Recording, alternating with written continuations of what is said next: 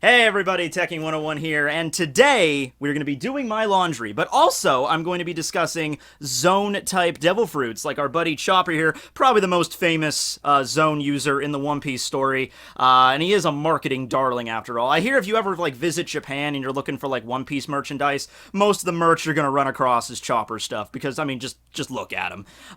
But yeah, okay, so I'll be doing a discussion video about Chopper later this week, but for right now we're just discussing Zoan fruits in general and trying to make sense out of it. Now, Zoan fruits, in terms of just describing them to you, are actually really simple. They're actually even simpler than Logia. I used to think Logia were simple to describe. It just turns you into an element, but then you have shit like Katakuri's Mochi that kind of throws a wrench in that. But Zoan fruits are very consistent throughout the entire One Piece story. You eat the fruit, and it allows you to turn into an animal. There you go.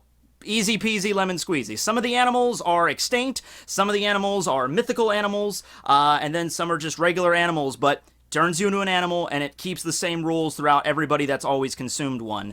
The way that I always view devil fruits, and I've said this before, but I'll just reaffirm it here, I always view the actual power as sort of like, damn it, Chopper's a top-heavy guy, so I have to set him down there. But I always view the actual power as like the essence or the soul of the devil fruit. And then that essence can transfer to different containers. Whenever it's in the fruit, that fruit is the container for the power. And then whenever somebody, or in Chopper's case, whenever some animal eats that fruit, the power or the essence transfers from one container into another container, which is your body. And then after you die, it leaves your body and then migrates to another fruit for another container. And then that's that cycle that continues. So in that case, you can kind of view Zoan powers as like animal spirits that are trapped within fruits, and then they transfer into people, and then they can become that animal. And I bring this up because there's multiple cases where nobody actually eats the fruit. It's actually an object that eats Zoan fruits, and the Zoan will, the animal will actually become one with the object, like Funkfried, who's Spondum's sword. The sword contains the essence of the Zozo fruit, so it can become an elephant. But it's not like some mindless, thing. It's an animal. It's still capable of feeling. It's sentient. It can feel pain. You can issue it orders. It can be scared, So that's where it gets kind of weird when you have oh shit, there's an actual animal spirit trapped in these things. I can give a level of sentience to inanimate objects. That seems a little bit weird. But yeah, so there's a few weird things though when you look at these fruits and actually see what they do to you. That makes you, a little bit like, okay, what's the deal with this? The first thing I wanted to discuss is the three different forms. Okay, so after eating a Zoan-type devil fruit, you have the ability to transform into three different forms by default. Now, Chopper was able to get around this by inventing the Rumble Ball, but we'll get to that later. Every Zoan fruit user has three different forms. Their first form is just their normal body. So I don't even know if you want to really call that a form, but they can go back to their normal form whenever. So in Chopper's case, he can go back to his normal reindeer form, called his walk point, whenever he desires. This is very useful when he wants to cover long distances and give somebody a ride. For most humans' case, it's just turning back into their regular form. The second form they have is their hybrid form, allowing them to become half animal and then half human, or in Chopper's case, half reindeer, half human. So with that being the case, the body will actually shift and change, giving extra abilities, allowing you to have the best of both worlds, being able to utilize every ability that you could have in your animal form while also retaining a general anthropomorphic state, allowing you to stand on two legs and stuff like that. For instance, Kaku. Kaku had the cow fruit model giraffe. So giraffes normally walk on four legs, but in his hybrid form, Kaku still has his really long neck, which is very indicative of a giraffe, but he's also able to still walk on his two legs, or hooves in that case. Yeah, so that's the case there. With Chopper, he becomes this little chibi form there, which is a little unusual given what we see. The other hybrid forms usually stay true to the general size of the user, or maybe get them a little bit taller or bigger in Kaku's case, or in Lucci's case, but Chopper's hybrid form actually makes him shrink. So, and while his other two forms are way bigger than that. So I don't know, man, take that whatever you will. But once again, marketing, you gotta throw out the merchandise, you know what I mean? And then the final form allows you to go full animal. It actually turns you completely into the animal of the fruit that you ingested. And usually there's not that many there's not that many features that resemble your human form while you're in the animal form. For example, Dalton goes bison. He's a fucking bison. He's full bison. When Kaku goes full giraffe, all traces of his square nose disappear. His eyes are very similar, but any trace of his like human body, like his nose, that gets transformed purely into a giraffe.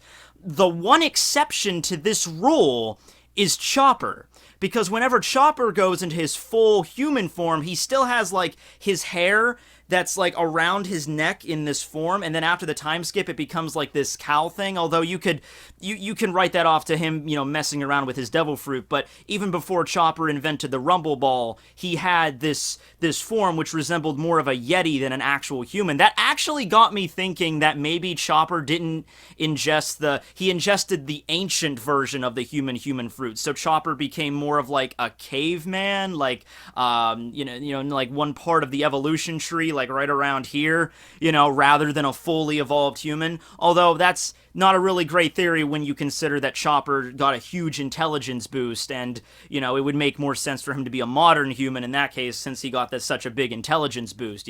I don't see a lot of cavemen trying to become a doctor, that's basically, I don't think they have the intelligence for it. Maybe they did, I don't know, maybe an anthropologist can get back to me on that. But, that's one possible way, one way to consider it. And another thing to look at, though, that I've noticed when looking at all the different Zoan users is the size differential. Whenever let's just say a human for argument here, because, Chopper, and there's other animals that have consumed, Zoans, and there's other objects that have consumed Zoans, but let's just use humans for an example here. Whenever a human consumes a Zoan fruit that has an animal that's smaller than that human naturally would be, the human doesn't actually shrink. They actually become that animal just at like their same size. Take Pell, for instance. Pell ate the falcon fruit. Okay, so he can turn into a falcon, but falcons are not as big as humans. Falcons are not like 6-7 feet tall, right? But whenever Pell goes into his full animal form, it's a giant freaking falcon. Right, that's the case it turns into.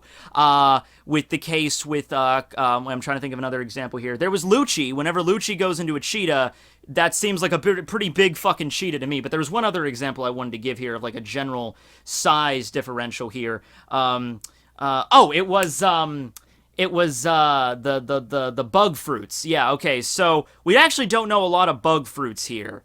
The two bug fruits that we know exist that are named are the bug fruit model Rhinoceros and the bug fruit model Hornet, and those were eaten by Tontatas. So they make, that makes sense for them to have insect fruits because they were already pretty small. But then you have Epodiah. This dude that was serving under Whitebeard's fleet was an ally to Whitebeard that fought in the Marineford conflict. And we don't know the name of the fruit, but it allows him to turn into a caterpillar. So does that mean that he shrinks down into a little caterpillar? No, it means that he turns into a giant caterpillar. Onigumo consumed some sort of spider fruit. Spiders, very tiny arachnids. Does Onigumo... Granted, we haven't seen Onigumo go into his full spider form, but I would assume it doesn't shrink him down to the size of a little spider. It keeps him on the same general size that he is as a human. So keep that in mind. However, if the animal is bigger than the human, then that size differential will be apparent, like Kaku. Giraffes are fucking huge. So Kaku, when he goes into his full animal form, he will grow in size. That's the case with that. So just keep that in mind whenever there seems to be that general rule. If the animal is naturally smaller, then the human won't actually get smaller. If the animal is bigger, then the human will generally get bigger. Also is the case with X-Drake going into his T-Rex form, he gets to the size of a T-Rex. So that's the case there. Let's go and talk about, since I just mentioned X-Drake, let's talk about ancient Zoans. And so there's different categories here. There's carnivorous Zoans that are a little bit more tenacious, like Chaka was able to turn into a jackal. I already mentioned Lucci being able to turn into a cheetah. So they're a little bit more bloodthirsty whenever they're in their forms, a little bit more adept at battle. battle because they're carnivorous. Then you have ancient Zoans like X-Drake and Jack, who are able to turn into animals that are currently extinct. Jack is able to turn into a mammoth. He has the ancient version of the Zozo fruit, and we don't know the name of X-Drake's fruit yet, but it allows him to turn into a Tyrannosaurus Rex, so dinosaur and a mammoth, so that's one thing. Oh, by the way, interesting thing I found out just a few months ago. Did you know that mammoths were around on this planet, like, around the time that ancient Egypt was building, their empire and everything? Yeah, there was one island off the shore of, like, Russia and, like, Alaska, up in that area, where mammoths apparently were, at least a small population of them, were thriving up until, 5,000 BC or something like that, which is, or like, no, shit, 5,000 years ago, like 3,000 BC or something like that. A really recent in, human history compared to how old fucking mammoths are. So that's just random factoid from Tekking. There's going to be a few animal facts in this video, actually. So that's the case with them. They're ancient forms of this fruit. I don't know where one really acquires them. They might just be more ancient, so that means that maybe they're fossilized or something like that, or there's some special technique you have to use to revive the fruits or something like that. I don't know.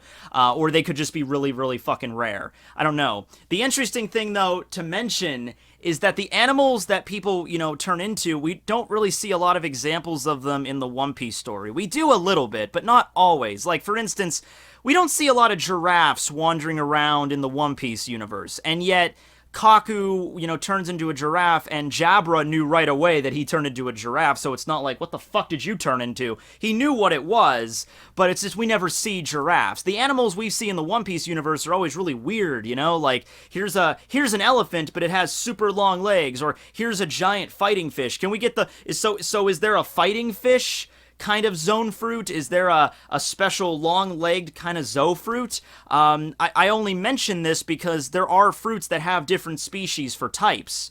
Like, for instance, the dog fruits. There's the canine fruit model Jackal, there's the canine fruit model Dachshund, and then there's the dog fruit model Wolf that Jabra consumed. We have seen wolves in the One Piece story. They were in Impel Down level 5, but you understand where I'm going here. Like, we don't see a lot of bison, we don't see a lot of falcons flying around. It's usually these really wacky animals. Is there a Den Mushi Zoan fruit? That would be really interesting. Take snail rape to a whole other level, but you know what I mean here. It's just an interesting thing how, like, the animals that people always turn into from Zoan fruits are animals from our world, whereas One Piece exhibits all these crazy different animals. Like, is there a Sea King fruit, for instance? Just things just thrown out there. And then we get to the last category with is Mythical Zoan, which are, so far from what we know of, the rarest kind of devil fruit that you can actually get your hands on. They're even rarer than Logia, as said by Kizaru. The only two people so far that we know that canonically that have consumed Mythical Zoan fruits are Sengoku, who consumed the mythical version of the human fruit. So it's the Hito no Mi human fruit model Daibutsu. So he turns into the fucking Buddha. And then, don't even ask me how that works. And then you have the mythical version of the, I don't know if it's the mythical version of, like, a bird fruit or whatever, but it's Marco's fruit. We actually don't we don't know the name of it. Now that I think about it, we don't. It might just be, like, the bird fruit model Phoenix. But yeah, so Marco can turn into a Phoenix and have the regenerative abilities that Phoenix are known to exhibit in legend. So does Mythical Zoan mean that the animal does exist in the One Piece world? It's just really rare? Or does the animal not exist? Like, I'm assuming Phoenix just don't exist in the One Piece world. They are mythical, but Marco was still able to find a fruit that turned him into one. See, these are the things that keep me up at night. I don't know about you. But, yeah, talk a little bit about Mythical Zoans, because we might not see that many more of them. There was the theory that Blackbeard consumed a Mythical Zoan that turned him into the Cerberus, which allowed him to eat more than one devil fruit. I made a theory video on that. You can go check that out there.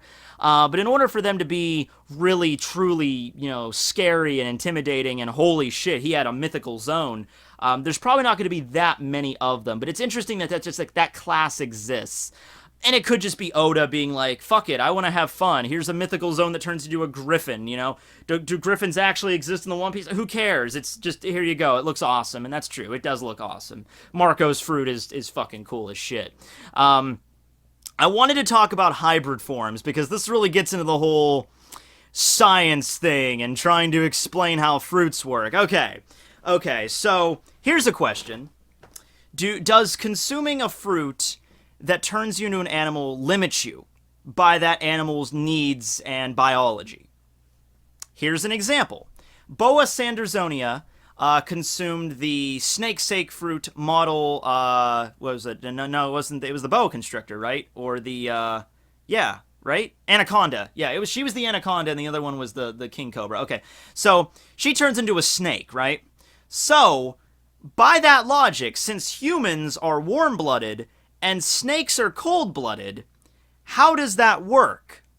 Now, I would assume that as long as she's in her human form, she's warm-blooded. Whenever she goes into a full snake form, she would be cold-blooded. But how does the hybrid form work? She seems to move around just fine, just like normal. And there's a few other examples of this, like where the biology doesn't sync up exactly. So I'm gonna present to you guys that when you go into your hybrid form, that's like creating a whole new fucking species. Whole new fucking genus, whatever you want to say. Okay, here is the perfect human-snake hybrid. You'll have all the intelligence of a human, and you can keep all your senses, but the senses that are heightened, that snakes have better senses of smell. So your senses are increased, but there's no downgrade. There's no like, oh shit, I'm a hybrid snake now, I have to make sure to stay in the sun, and I can't transform into this at night because I won't be able to move around too much because I'm cold-blooded now. You know, I don't think it's like that. I think it's like creating a whole other species that's like the best from the snake, the best from the human.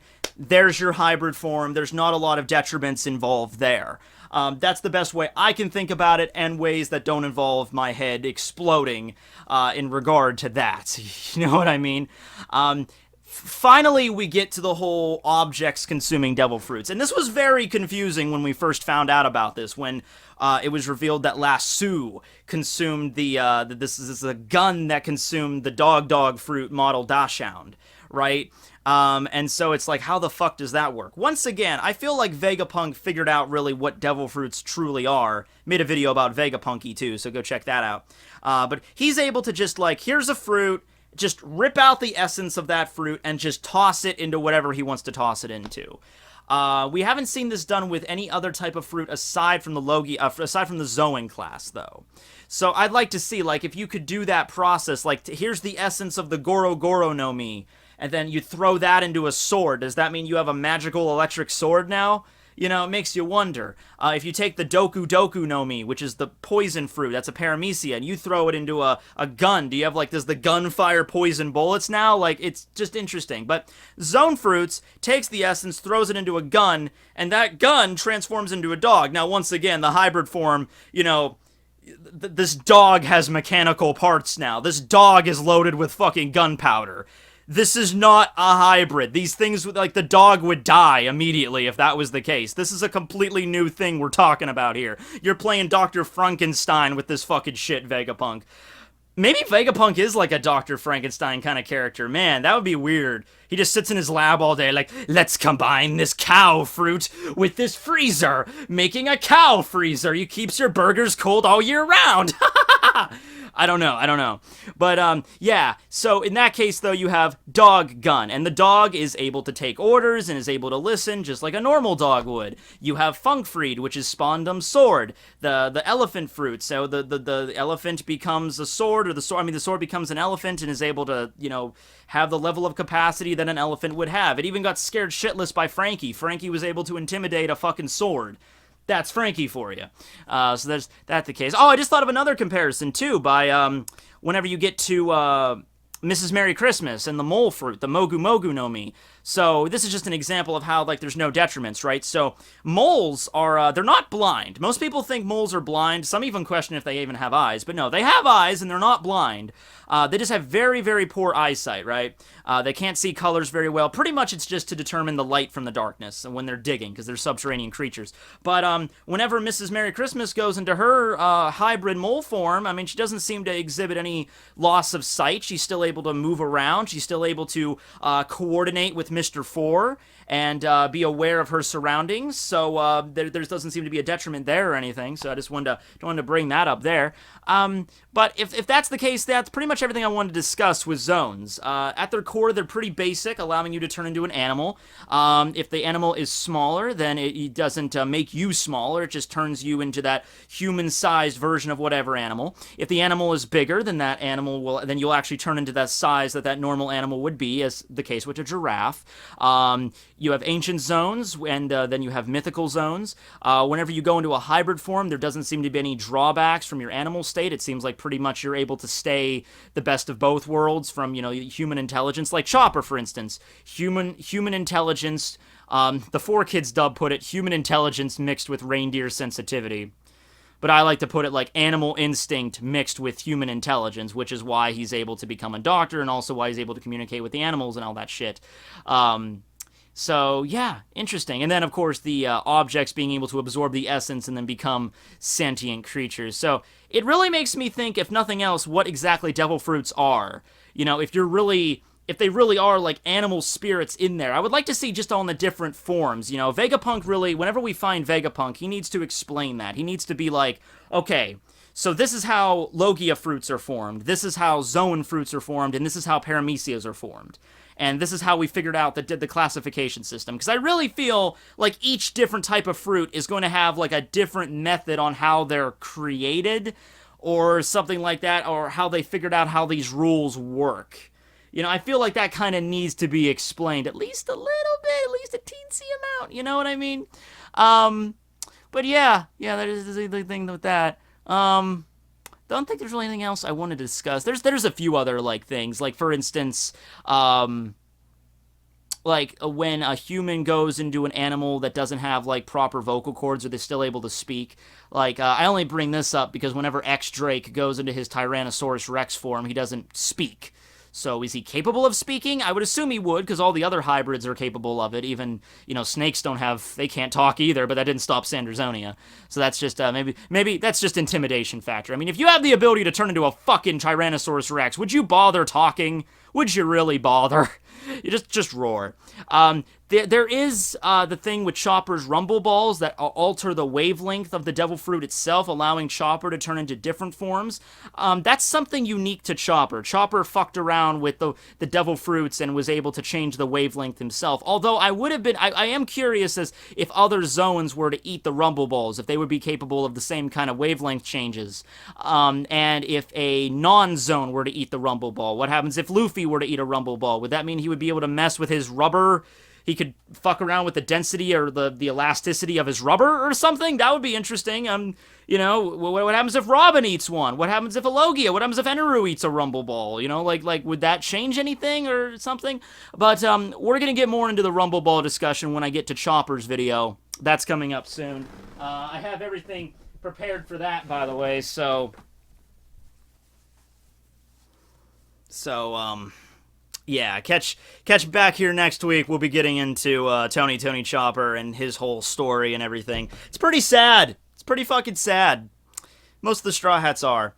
But anyway, hope you guys enjoyed the video. Hope you get into discussion below on all the different types of stuff. Ancient zones, mythical zones, carnivorous zones, insect zones, all that crap. Oh! Other random fact before I go. This doesn't have anything to do with the video. I just like to share knowledge with people. Okay, so the idea of, like, giant insects, because, like, with Epauleita turning into a giant fucking, a caterpillar, and I know they're not insects, but in terms of arachnids, like Onigumo becoming a giant spider. Okay, so, did you know at one point that actually was the case? Giant insects, like, roaming the planet Earth? Yeah, the size of an insect is completely dependent on, well, not completely, but it's in part dependent on the level of oxygen in the breathable atmosphere, right? So if you go back, like, that's why insects are so small right now, because that's as much oxygen as allows them to grow that size. But go back a couple 100 million years in Earth's history, when there was like a shit ton more, there were less animals and there were way more plant life.